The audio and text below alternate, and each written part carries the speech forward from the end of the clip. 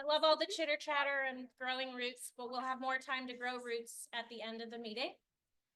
Welcome everyone to the May 2025 chapter meeting. So nice to have you all here in person and in Zoom. Victoria couldn't make it tonight, so I'll be standing in for her. Big shoes to fill. We have our very usual agenda. We'll do chapter business. Then we'll have our featured speaker, Jim Luken. We'll do plant of the month. Remind you all about our upcoming events. We'll give you all an opportunity to update us on anything that's going on for you and in your communities. And then we'll have our usual Growing Our Roots network chat, loose casual chat at the end. So the first thing we want to do is thank everyone for another amazing plant sale.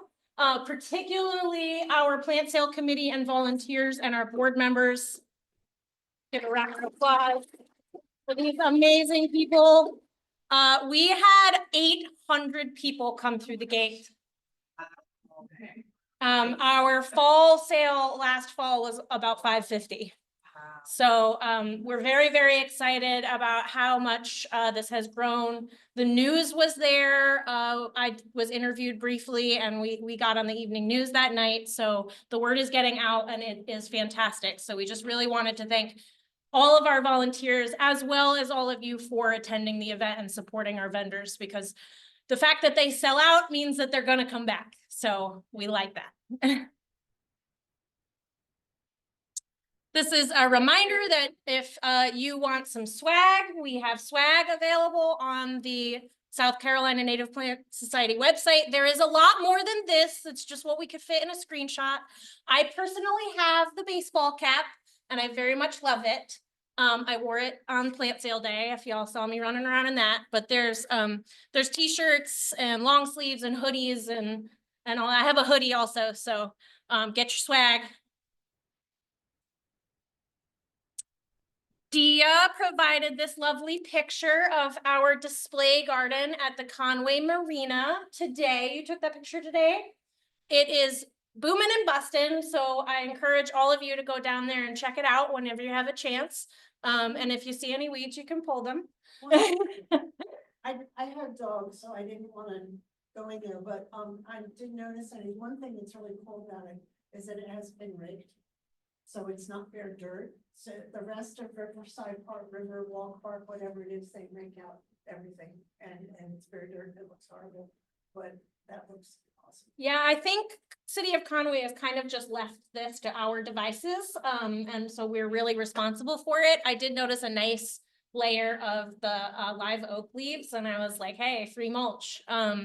And we just recently in March were able to finally install our interpretive sign, which will hopefully help educate folks and pull them into the garden to learn more about native plants and about the society and partner organizations. Do you know it's no longer the Outfitters? Yes, Okay. yeah, we're not sure what it's going to be. I think a restaurant maybe. Okay. Yeah, I talked with the guy today. It's going to be a restaurant, grill, tiki bar, live music.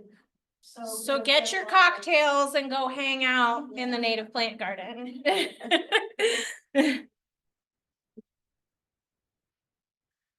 All right, a little PSA, public service announcement. We have had significant issues with the United States Postal Service reliably and timely getting mail to us. Mail is taking over a month, 6 weeks, 2 months, or sometimes not showing up at all. So the state board has made the decision to no longer accept mail-in forms. We strongly encourage everyone to use the website to join, renew, or donate. It is fast, safe, and secure. You can create an account, and that's how you can also sign up for field trips. It's a really great new system that we implemented last year, so we really strongly encourage that. If for some reason you just absolutely cannot do your renewals or your joins online, you can do it in person with a board member.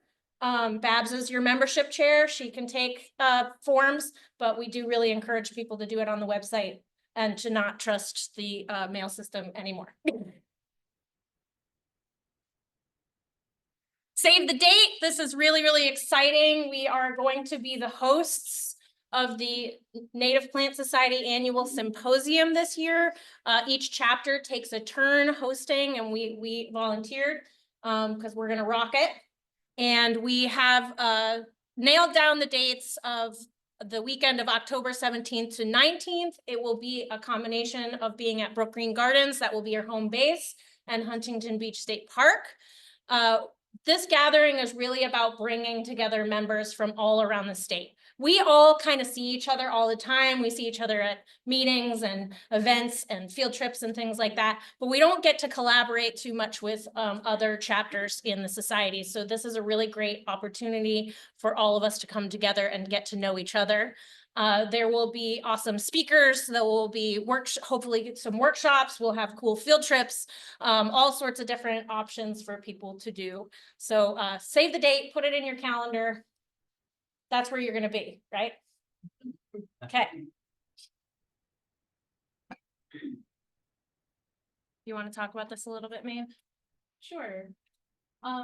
So going along with planning the symposium, we have volunteer opportunities. If you would like to be part of the planning process for the symposium, we have a symposium planning committee, but we are definitely open to any members that want to be part of that and have a role in planning, like what kind of speakers, what kind of activities. That would be a big commitment. We're meeting pretty much monthly from now till October, and there would be a decent amount of like using Google Drive or Zoom for meetings. But that is an opportunity. And then if you don't want to do that, but you want to support the event, we will definitely need day of volunteers. So keep that in mind as well. And we'll put out a call for those volunteers once we're closer to the day. Yeah. And if anybody has any ideas for speakers, workshops, field trip, etc., send them over to Grand Strand Education so we can add them to the idea list. That would be extremely helpful if you do no other form of volunteering. Especially if you have like a specific speaker or contact in mind. Yeah. All right, and with that, I'm gonna hand it over to Maeve for to introduce our featured speaker tonight. All right, so our speaker tonight is Jim Luken, Dr. Jim Luken.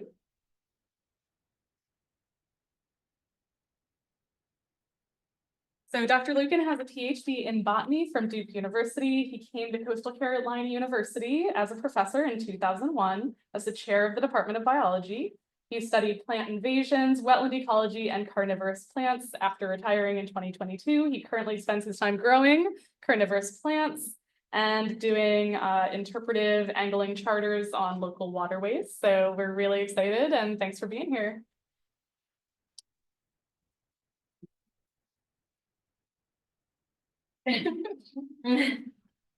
Switch this.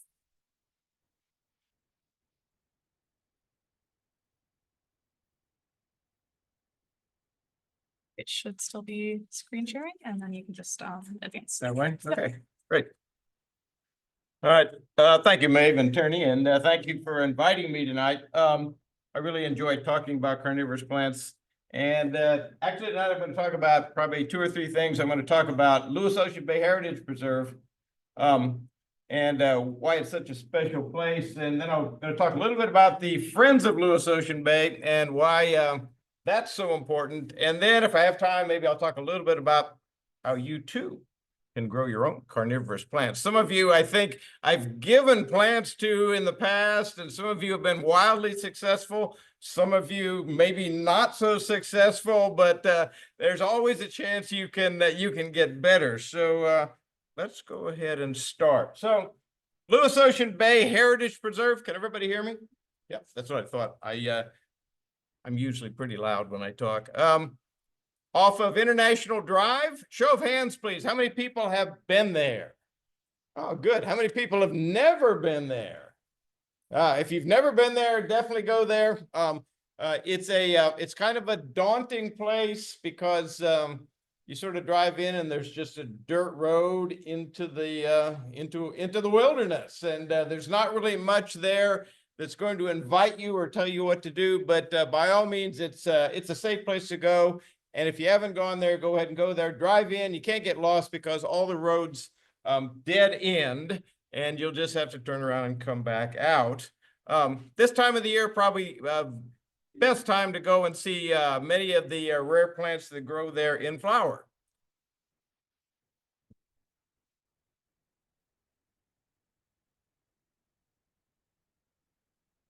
Why is it a good place for rare plants? Well, there's a bunch of Carolina bays in Lewis Ocean Bay, and it's about 10,000 acres. And by current estimates, there's 20 to 40 Carolina bays there. And these Carolina bays are sort of interesting in that they create a habitat where a lot of the rare plants that occur there tend to grow. And so if you don't know about Carolina bays, they're these oval-shaped depressions. They have sort of mysterious origins.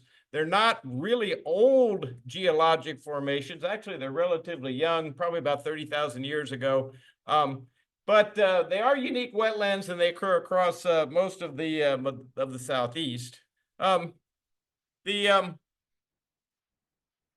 amount of depression that is there is not very much. It's about a half a meter in depth. They have a lot of variation in terms of their size. Probably one of the biggest ones we have here is Lake Waccamaw, which is a large Carolina bay that's filled with water.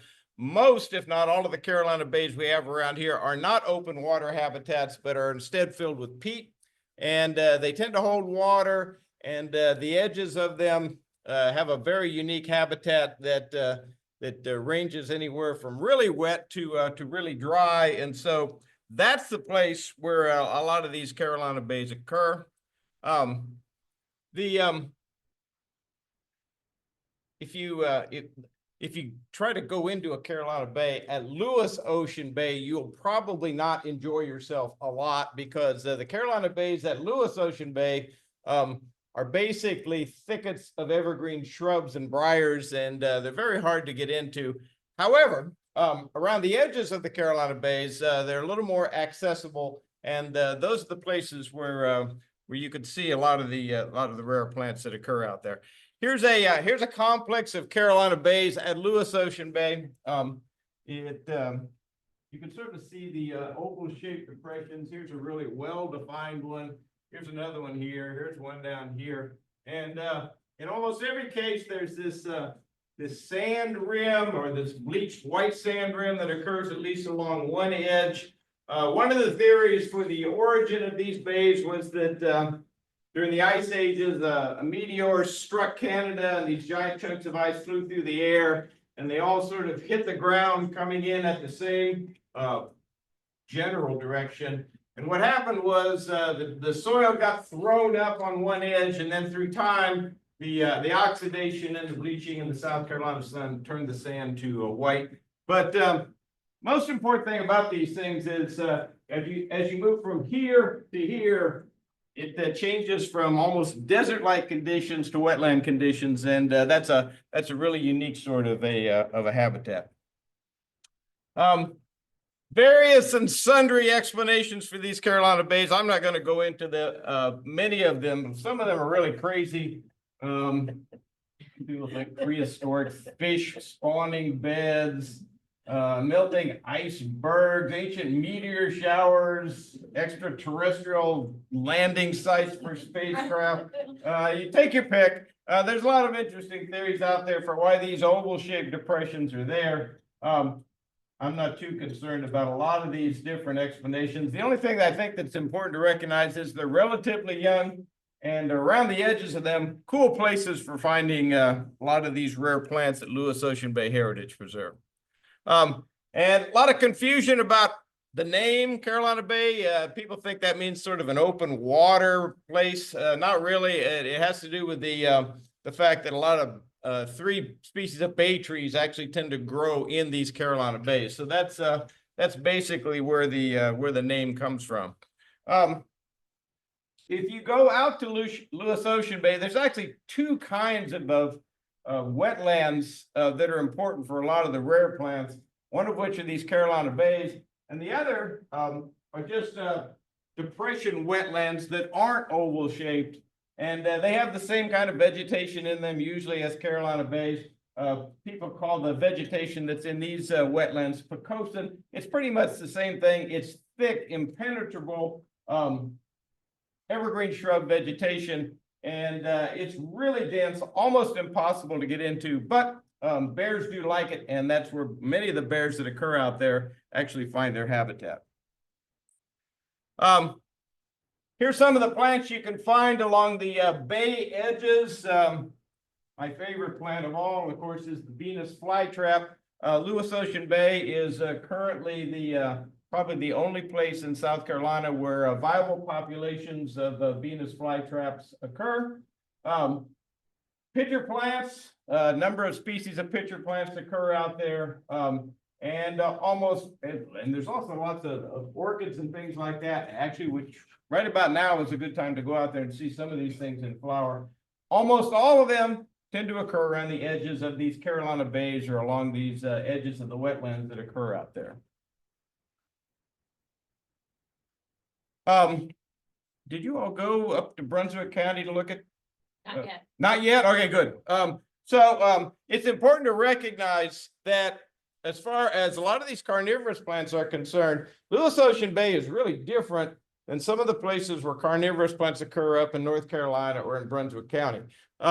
Here's a place in Brunswick County, really nice place with literally a field of pitcher plants. If you go up to Brunswick County, a lot of these places where the rare carnivorous plants occur, like in the green swamp area, totally different than at Lewis Ocean Bay. The primary habitat there are these wet pine flatwoods, and consequently, you can get these large expanses of carnivorous plants occurring in huge populations up there. Completely different than at Lewis Ocean Bay. At Lewis Ocean Bay, the carnivorous plants tend to occur in isolated, small populations separated by large distances of no carnivorous plants. And so it's a very different situation than in Brunswick County in North Carolina. I'd really like it if we had a situation like this here, but we don't. But maybe at some point in the future we'll get there. But it's the nature of the habitat that creates these differences. Like I said, up there, a lot of these open savanna-like wet pine flatwoods, of which we simply don't have those at Lewis Ocean Bay. We have Carolina bays, and we have edges of the Carolina bays. So it's not just a single type of habitat, but it's the same type of habitat, nutrient-poor soils that are wet most of the time. Here's a more typical sort of patch of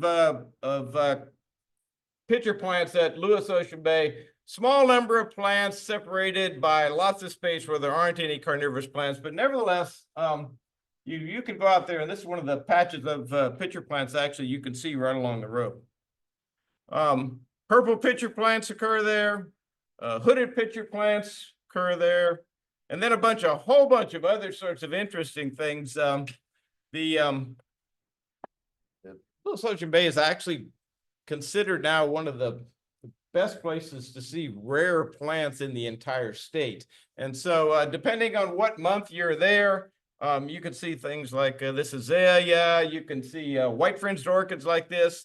Usually toward the end of May, there's some places where the white fringed orchids will just pop up and be all over the place. Rose pinks, usually also at the edges of Carolina bays, and that one, the white version of it. And of course, sundews also are out there. And then, of course, Venus flytraps. And that's what I really want to sort of focus on as far as Lewis Ocean Bay is concerned, because there's some interesting things going on there, but there's also some challenges as far as these plants are concerned at Lewis Ocean Bay. If you've been to one of these talks before, I like to talk about the interesting people that I've met as a result of Venus flytraps. And this is the infamous Roland Alston, who used to do the TV show Making It Grow. And Roland came out to Lewis Ocean Bay one day, and he wanted me to show him flytraps. And when we went out there and I showed it to him. Actually, it's amazing. I look much younger there. I don't know what happened there. I think I got older or something. I actually had color in my hair. Oh, I know what happened. My son went to high school and then my hair turned white. That's what but nevertheless, if you remember Making It Grow, Roland Olson was quite a character. He came out there to look at Venus flytraps. Roland was not impressed. They were not big and showy, and he liked big, showy plants. And he basically said, let's go back to Conway and have lunch. He says, I'm wasting my time out here, which we did. All right. So people don't believe me, but I have photographic proof. This is Richard Crane right there, the guy in the blue shirt. He was the director of the Kew Botanical Garden, and he brought his entire staff to Lewis Ocean Bay just to see Venus flytraps. And that sort of thing, at least when I was working at the university, was repeated over and over again. Groups from Japan, from Germany, from the Scandinavian countries would actually travel here just to see Venus flytraps. And I always, when I see the advertisements for Myrtle Beach, the golf capital of the world, I often wonder, well, why don't they put on there, Myrtle Beach, the Venus flytrap capital of the world? Maybe people would come to see Venus flytraps. But then again, I'm naive and I often have ideas like that have no merit. So nevertheless, lots of people come to Lewis Ocean Bay to see the plants that are there, and many people don't realize what a gem of a place it is, which is why we need to do everything we can to try to protect it and to make sure it's viable in the future.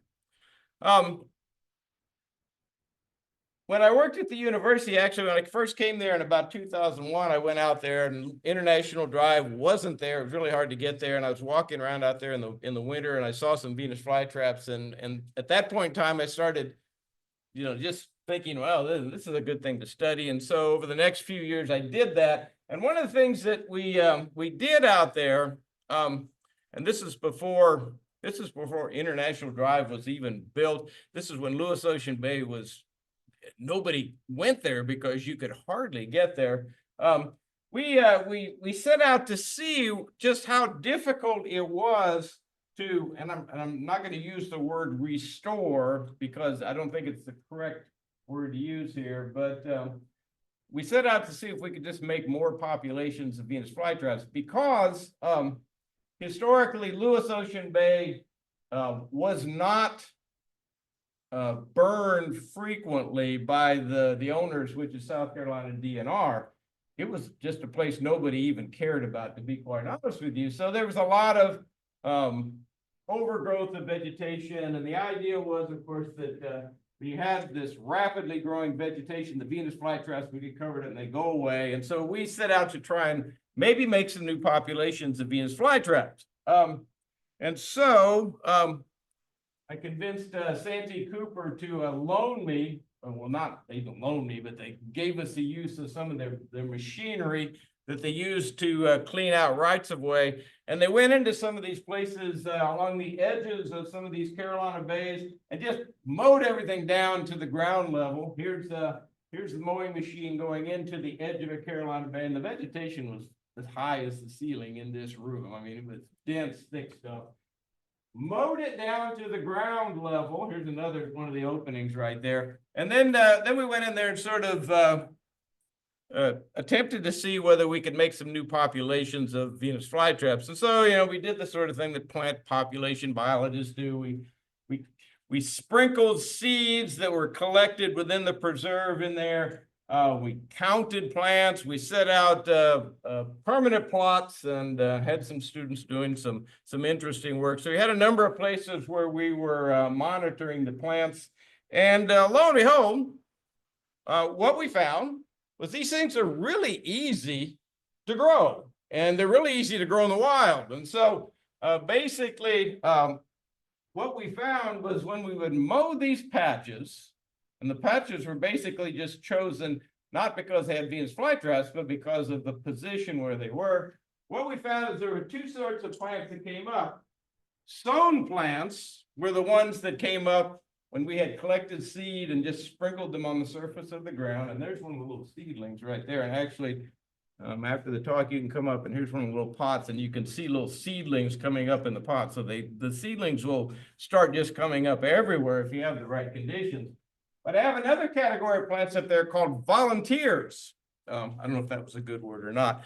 Volunteers were fully formed, adult plants that when we mowed the vegetation, they sprouted and flowered. Okay, so the conclusion was, and it didn't really fit the idea that was there before. The idea was that when these things were overgrown and there wasn't fire, they would die. Actually, what we found was there's a lot of dormant plants that lived underneath that dense vegetation, and they were just sort of sitting there waiting for some event to clear that vegetation off, let the light in, and then they sprouted out. So these were definitely not seedlings. They were adult plants that were dormant underground and simply sprouted and flowered as a result of that clearing operation. So what we found was two things. Yeah.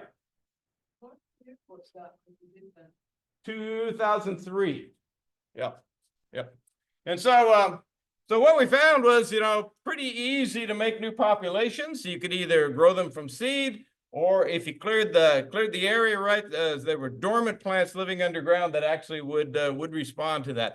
Of course, the question is how long those plants can remain dormant if there is no fire, and that, of course, is unknown at the present time. But nevertheless, it's sort of uplifting to think that out there at Lewis Ocean Bay, there's all these dormant plants just waiting for a fire to clear the vegetation, and they'll just sort of pop up. And the interesting thing about the volunteers was there was almost 100% flowering among the volunteers. So they sprouted and immediately flowered. So you got this flush of plants that came as a result of the clearing event. The flowers on Venus flytraps are not really spectacular. Here's some of them right here. The nature of the plant sort of dictates how it does its thing in terms of flowers, because keep in mind, the dogma is that these plants, the flowers need to be pollinated or cross-pollinated to get viable seed. And of course, you need insects for doing that. And the reason why you have these long sort of scapes like this is to boost the flowers above the traps where the pollinators would get captured. And actually, get ahead of myself. Actually, we did this little study with John Hutchins in the biology department. We actually collected closed traps out there just to see what was trapped by the Venus flytraps. It was mostly spiders, ants, and beetles. And a woman at North Carolina State University has shown that the pollinators are not spiders, ants, and beetles. It's an assemblage of flies and bees and things like that. So a very different collection of insects that do the pollinating as compared to the insects that actually get trapped in the traps. Very quickly, some other things. I had a lot of populations out there where the plants were marked, and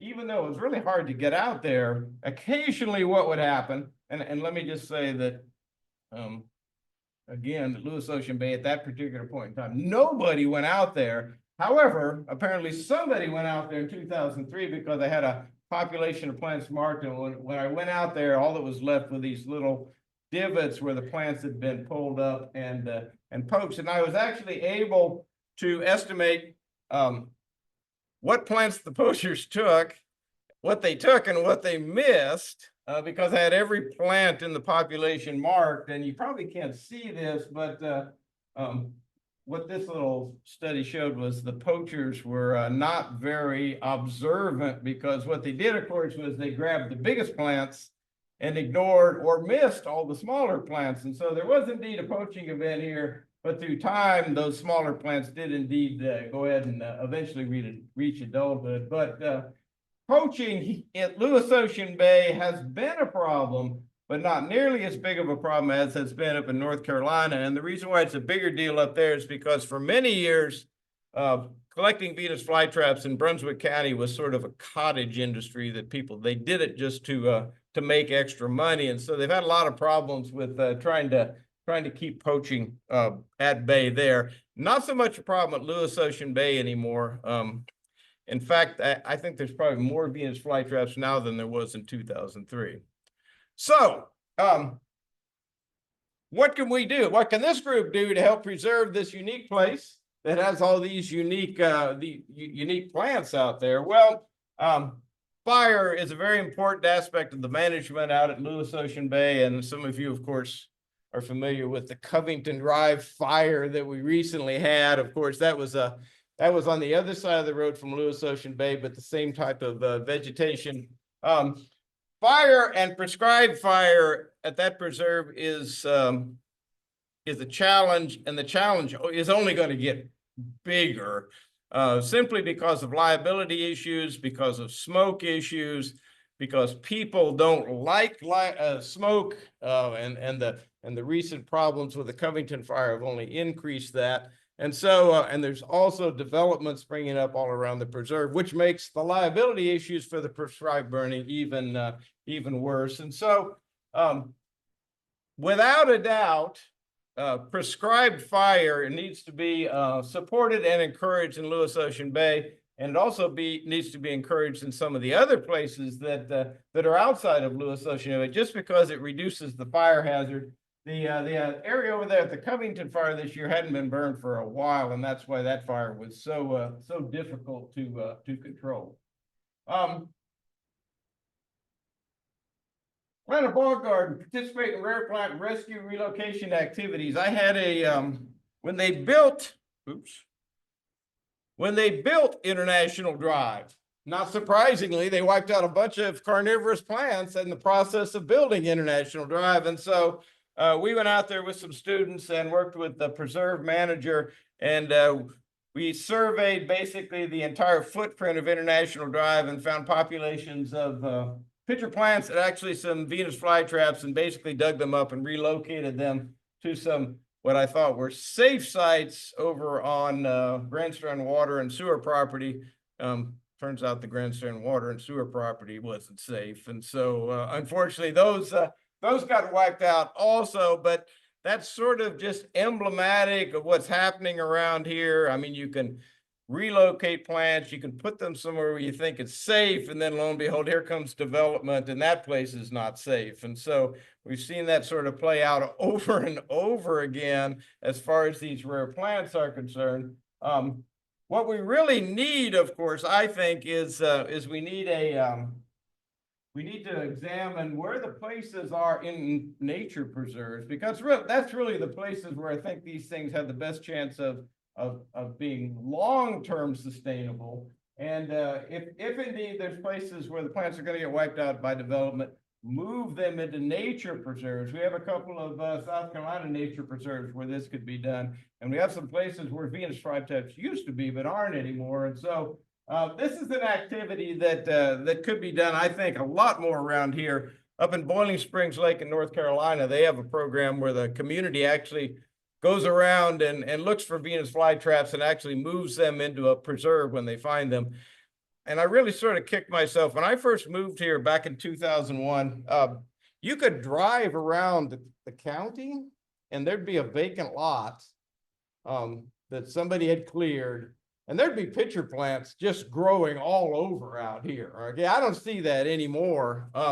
And so there's been so much development that a lot of the rare plants that used to occur here have simply been wiped out. But I think the best bet nowadays, of course, is if we're going to relocate, and let me also say I had a lot of environmental consultants when they were doing environmental assessments. Those are back in the days when you had to do an environmental assessment. They would come to me and they'd say, you know, Dr. Luken, we were out on this site and there was thousands of Venus flytraps out there.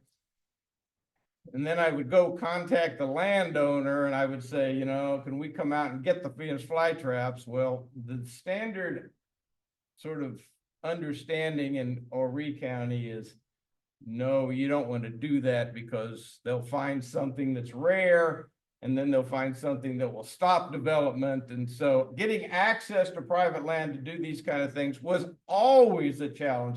I never encountered a single situation ever where I had a developer that had private property that said, "Oh, sure, come and get those things, dig them up and get them out of here before the bulldozers run." There was always this sort of erroneous perception that somebody was going to find something that was threatened and endangered, which would bring everything to a halt. And I don't know how we do that, other than education, I guess, is the best approach that can happen there. And here's the education happening right now. Here's the Friends of Lewis Ocean Bay. Chris, I think that's you there. Yeah. It's the same shirt too. So here's the Friends of Lewis Ocean Bay. And I think that's Keith Bradley. We're having a plant walk, and we're basically educating people about the rare plants that occur out at Lewis Ocean Bay. And at the heart of it, I think education is really the solution to many of these problems, because people just don't know, what a gemo place it is. And then they also don't know anything about the plants that occur there, or anything about them, or why they're rare, or why they're important, or so on and so forth. And so there is in existence this group called the Friends of Lewis Ocean Bay, affectionately called FLOB. And basically, we organize trips out to Lewis Ocean Bay. Sudi is involved back there. A lot of people are involved. Chris has led some talks and walks out there. Scott Hartley is involved. And so what we're trying to do is just make people more aware of this place. And I'm always, whenever we have one of these walks or talks, I'm thinking, 4 people will show up, and that's how it used to be. Sometimes we'll go out there and 30 people will show up, and then it was like, oh my, what are we going to do with all these people? We got 30 people walking through the woods here, and so if you're interested in how you can help, just sign up for the Friends of Lewis Ocean Bay. We're not anything like this group. We're about the most informal group you can imagine. There's no officers. There's nothing. There's no dues. There's no bylaws. We just organize talks and walks out there and hope people will show up and try to educate people about Lewis Ocean Bay. Yeah. I just wanted to mention, if you want to support FLOB, the Native Plant Society can collect donations that helps fund their education programs. That is an option on the website, and we can also take your money. And we also have parties. Okay, yeah. I mean, you can't have a group without having parties. And of course, the saying that goes on the invitation is always, it's time to get your FLOB on, and we have a good time. And then also, of course, I want to encourage people to get involved in maybe growing these carnivorous plants. They're really cool, and they're really easy to grow. I mean, I started growing them in my backyard from rescues and things like that. And the neat thing about many of these plants, of course, is if you grow them under the right conditions, you'll suddenly have more than you know what to do with. And my hope is if we get everybody, sort of propagating these things, we can start to then reintroduce them back into the wild to at least try to get us back to where we were before development completely wiped out all of these plants all across Horry County. And if I probably don't have time, but maybe I could come talk at another time about how you can build one of these bog gardens and what you need to do to sort of get the right conditions. If you have just a little pot like this one, I was looking at this one as I was coming over, there's seedlings down in there. I mean, there's probably 20 or 30 Venus flytraps in there. And so they're really easy to grow if you just have a few sort of things about the culture conditions and so on and so forth. And I have to admit, I always find myself being sort of like Charles Darwin. He grew Venus flytraps, and he'd go out to his greenhouse and he would make these little observations, and then he'd write a theory. And of course, he was an important person, and it would get published. I can't do that, but I have to admit, I go out there and look at these things growing, and just about every time I look carefully at what's going on out there, I sort of see something that doesn't quite fit the standard sort of protocols for what we know about these things. So they're really cool for getting to know them, and also for learning some new things about carnivorous plants. And there's me making a bog garden. I made a little video. You can go on my YouTube channel that talks about how you can make your own little bog garden and suddenly have more carnivorous plants and you know what to do with them. And that's it. I'll stop right there. Got any questions? I'll take them. Yeah. Are you now expecting a resurgence of carnivorous plants in that area? or- Oh, yeah, I suspect there's probably Venus flytraps popping up everywhere out there.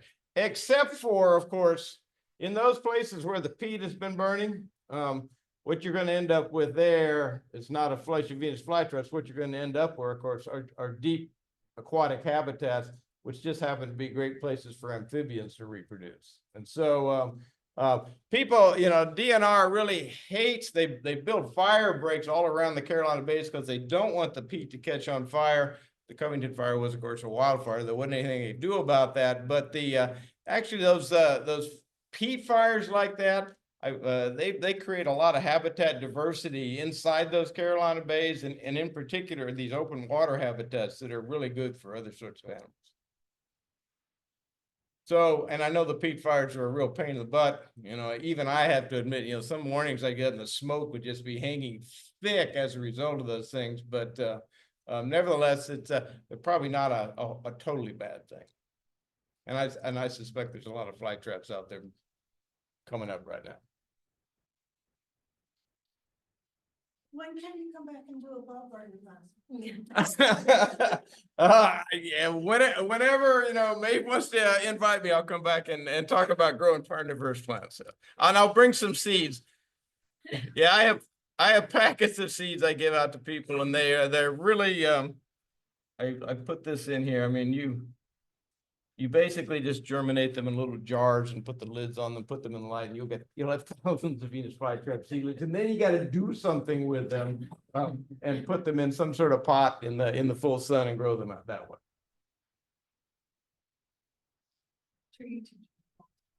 Pardon? What's your YouTube channel called? Jim Luken Outdoors. Yeah, there's all sorts of other crazy things out there too, but the video on how to building your own bog garden is that's a particularly good one. I think it's like, you know, millions of views. Just exaggerating. That's how you measure worth nowadays, is how many views or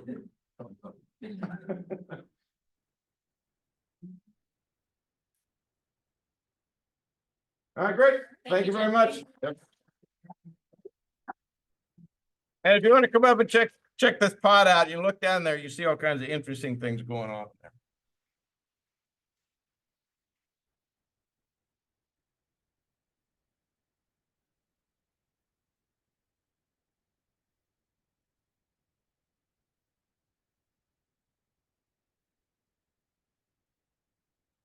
Thanks again, Jim. I do have a bog garden and they're really, really fun. I've got carnivorous plants. I've got a couple of Venus flytraps. I've got some orchids in there. It's a really unique and fun thing to add to your garden. So, and they're fairly easy to build. So definitely encourage that for sure. So it's plant of the month time. Everyone's favorite time of our meetings, right? Right? Yes. Woo! So this plant of the month, many of you know my favorite color is purple. And so I have this internal conundrum in April or so when the purple dangly flowers are all dripping from the trees, because that's wisteria. More likely than not the non-native that just strangles our trees, and it's really horrible, but it's also really beautiful. So what do we do? What do we do? We get the native one. We have a native wisteria, Wisteria frutescens. Wisteria is derived from Caspar Wistier. He was a physician from Pennsylvania, and an anatomist. Am I saying that right? In the late 1800s. So this happens a lot. Famous physicians from that time get plants named after them. And then frutescens just means to become shrub-like. So it probably refers to the woody branching nature. The native wisteria, one way you can tell it from others, or at least tell that it's an invasive one, is it's pretty, it tends to stay in a one particular habitat, swampy areas or wet thickets. You won't find this in the uplands. So if you see a wisteria that's growing in an upland, you know it's not native. There's a few other ways that you can tell the difference, and I'll go over them as I go through this talk. They can take a wide variety of sun tolerance, so they can be in full sun. You'll get better flowering in full sun, but they can also do part shade and shade because swamps are usually pretty shady places. It is a twining vine that gets about 30 feet tall or so, but it's not nearly as aggressive or as fast growing as the invasive species are. It is in the Fabaceae or the legume family, so this is a nitrogen fixer. And it has fun pods we'll look at in a little bit. This is the distribution. I actually had never looked at this before, and I found it kind of interesting. All the triangles are exotic introductions. So it does naturalize from people having planted it in their gardens. But like I said, not nearly as aggressive. And it's very common on the coastal plain, basically from Virginia all the way to North Florida out to East Texas. So I have not seen it in the wild, but I'd really love to. And maybe I was mistaking the native for non-native. These are the flowers. They're absolutely gorgeous. They smell really good. It will bloom in May, June, which is one of the ways you can tell it from the invasives. The invasives are all done already. They bloomed back in like late April, early April or so. So they would not be blooming. The invasive would not be blooming now. The native would be blooming now. The other way that you can tell is that the invasives bloom when their leaves have not come out yet. So they're kind of bare vines with flowers on them, whereas the native, the leaves and the flowers are out at the same time. These are the leaves. This is what's called compound leaf. This is actually all one leaf with individual leaflets that are arranged opposite along the central stem.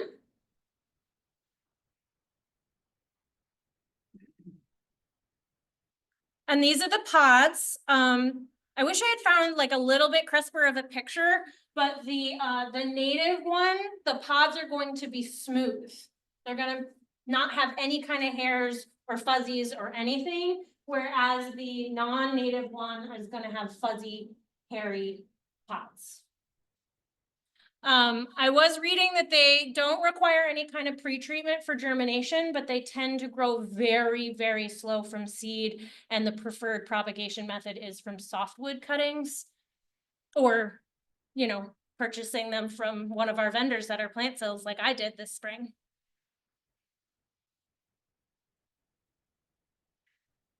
They are the larval host of a few different kinds of butterflies. The Zaruco, dusky wing, and the long-tailed skipper.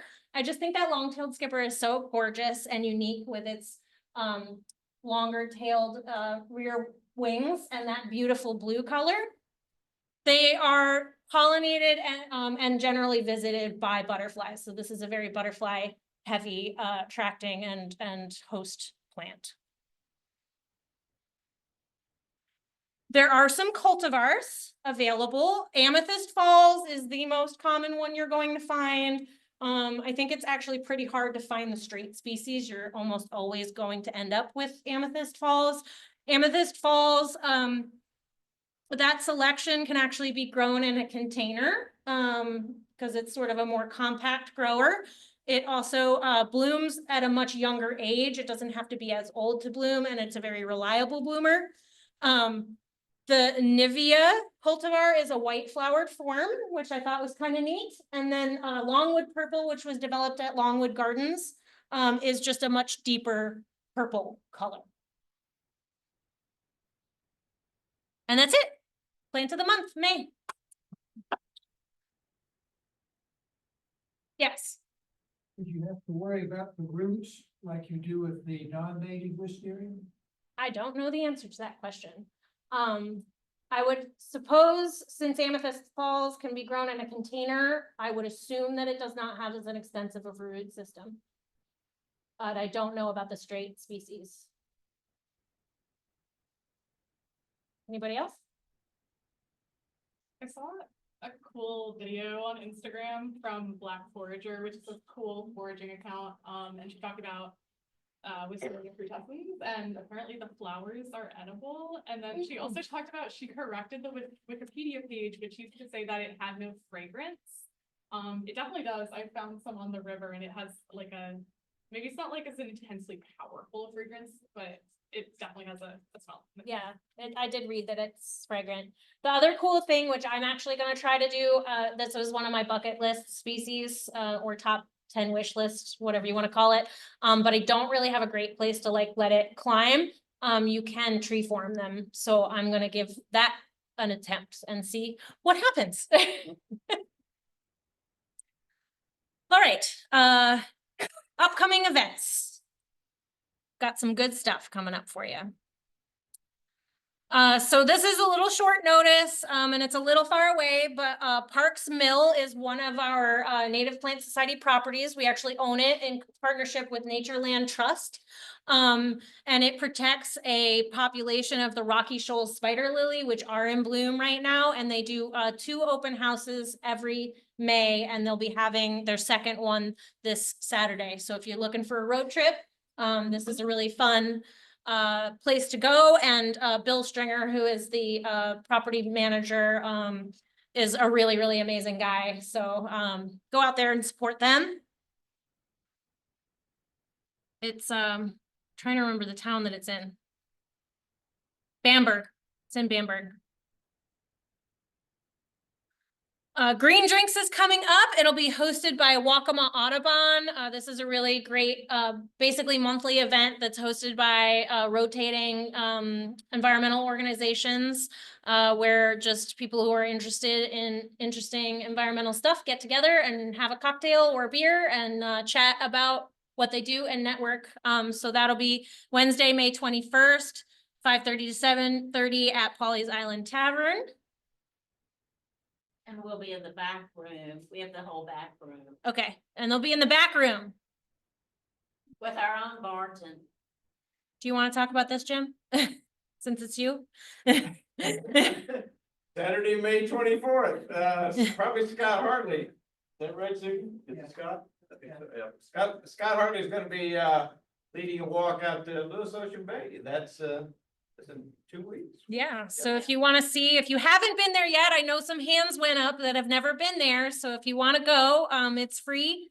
And it's a really great time. I've been on a few of these. Scott's a great guy. And if you have any questions, his email is at the bottom of the screen there. And some of the prescribed burns they did this year were really hot, and there's some really unique things happening in those places where they had some really hot fires. So by all means, that's gonna be an interesting. You want to talk about this, Mike? Sure. So our field trip to the Green Swamp Preserve was postponed in May because it was gonna be thunderstorms, but that gives you more time to sign up and there are still a few spots left. So we moved it to Sunday, June 1st. And this is a really cool property. It's owned by the Nature Conservancy. It's similar to Lewis Ocean Bay, which is also definitely well worth a visit. Since we're definitely gonna be going to Lewis Ocean Bay for the symposium, we'll have field trips there. We wanted to maybe go a little further afield with this field trip, and we'll see a lot of the same carnivorous plants. I think they have every kind of carnivorous plant there, and lots of orchids and other wetland species. So it's about an hour and a half north, not all the way to Wilmington, but all the way there, and we'll definitely organize a carpool. So if you're interested, you can sign up on the website and you'll get all the information about that. Yeah, and it's really easy. It's, there's a nice little trail and it's flat ground. You're not bushwhacking or anything like that, and everything's really readily visible. So it's a really nice opportunity for folks who don't necessarily want to go tromping around in the bush. Well, yes, Yeah. it is low effort, high payoff flat graphs. Yeah.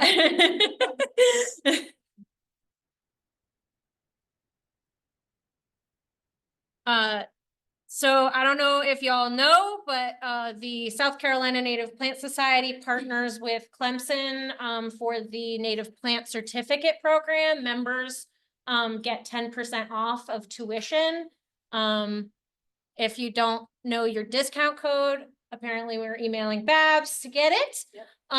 We are in the works and communications negotiations of trying to have some of these classes here so that we can participate more readily, but this one is kind of next door.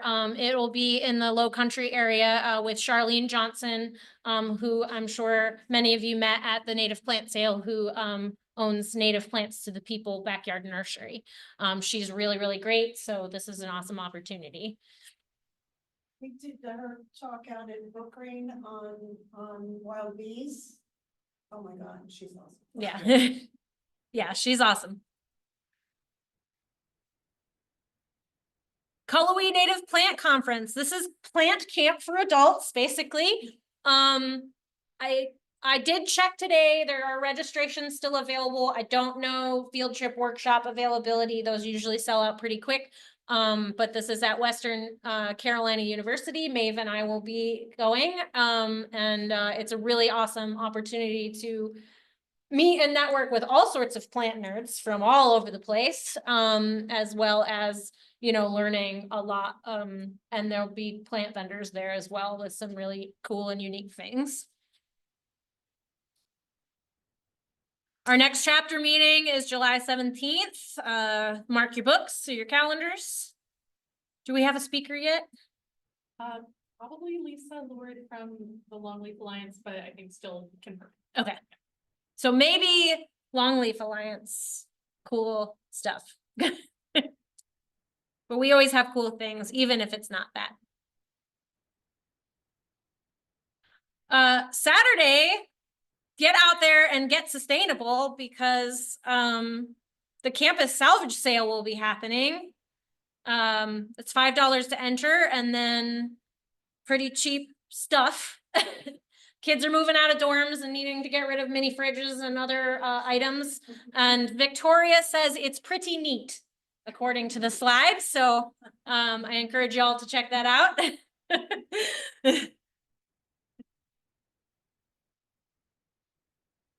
And things to sow.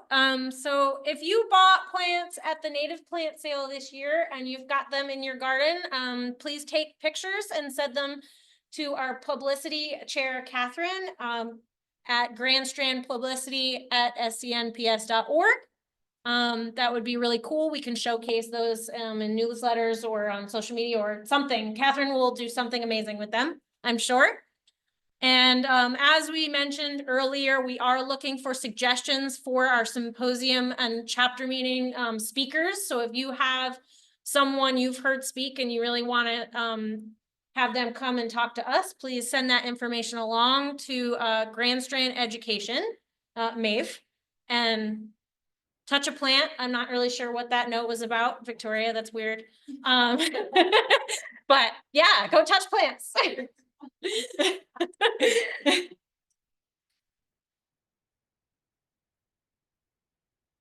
All right, before we do member updates, I've been sort of struggling on where to fit this in. Dan Witten, who is from the upstate chapter, he is the president of our society. He's been a very, very dedicated member, been a bunch of committee chairs and leads field trips, and he's a wealth of knowledge. Unfortunately, his wife passed away last week. And just as a gesture of our solidarity and condolences, we have a card for him. It is on the sign-in table. No pressure if you're not comfortable, but anyone who wants to sign it on their way out the door, and then we can just give him our support from our chapter. So that is over by the door if you feel inclined to just give him some well wishes in this difficult time. And now that that's out of the way, does anyone have any member updates that they would like to share? Kayla, I'm giving a talk on June 24th at Brook Green about invasive species. great. Yeah. If those of you on Zoom couldn't hear, Kayla will be giving a talk on invasive species at Brook Green Gardens on June 24th. Anybody else? Quiet group tonight. I convinced a neighbor to get rid of her exotic invasive wisteria. Yes. She didn't plant anything else, but she got rid of the invasive one. Nice. Did you tell her she could replace it with the native one?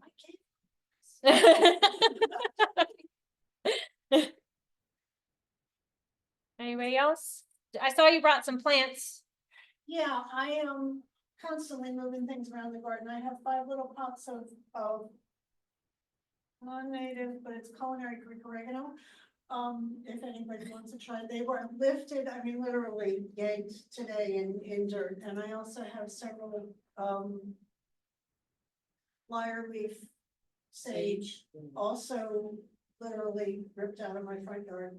I won't, cause it's nice and diggable now.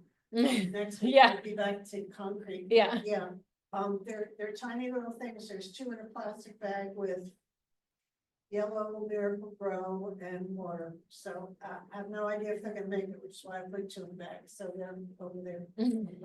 Free for the taking. They're gonna need some TLC so they get over their shock and start putting out new roots. But I think my experience with both of them is that they'll be fine. Yeah, lyre leaf sage is pretty tough. It's good stuff. Yeah. And if anyone has a cat, we have fresh dried homegrown, not native, but the cats love it. Oh, and if anybody wants, native red cedars, I planted one 6 years ago and it was this big and now it's like 20 feet. And it is a female, so there's like red cedars popping up all over my yard. I'll give it another 2 months because they're already potted. Nice. Would be great. And a tupelo tree. And I don't know how many different oaks. Okay, just keep bringing them to the meetings. That's pretty. Oh, I'll point out one other. Not all of them tonight.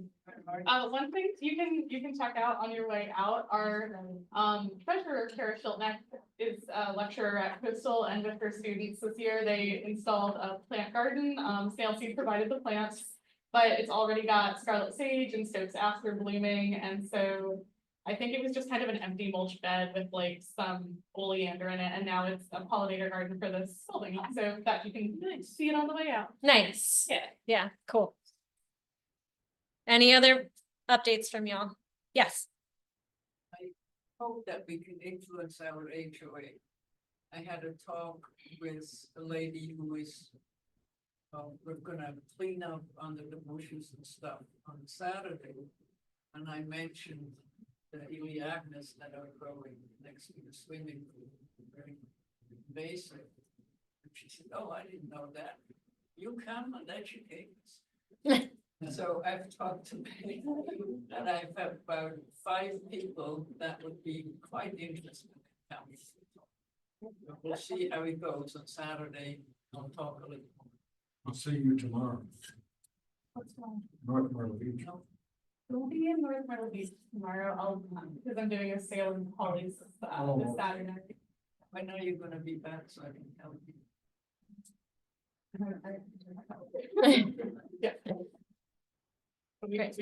Yeah, we do have some education materials that we've developed for HOAs specifically, not necessarily about invasives, but about the importance of native plants. And, huh? Please stop. Yeah, is it on our website? Do we put it on? Yeah, but we might have in the exhibitor kit some handouts, or I can bring them to our next meeting. Okay. And I can include them in the next letter too. Yeah, yeah, good.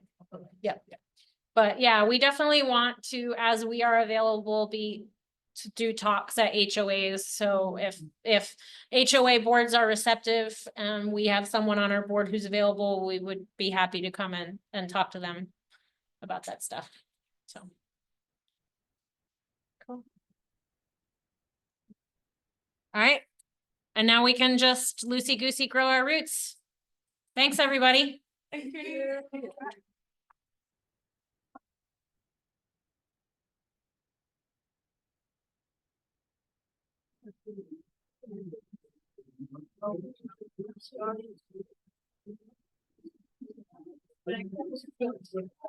You need a replacement? I can give you one right now.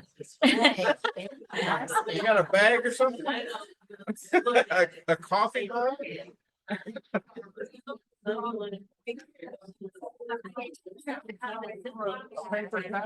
Oh, these guys are so amazing.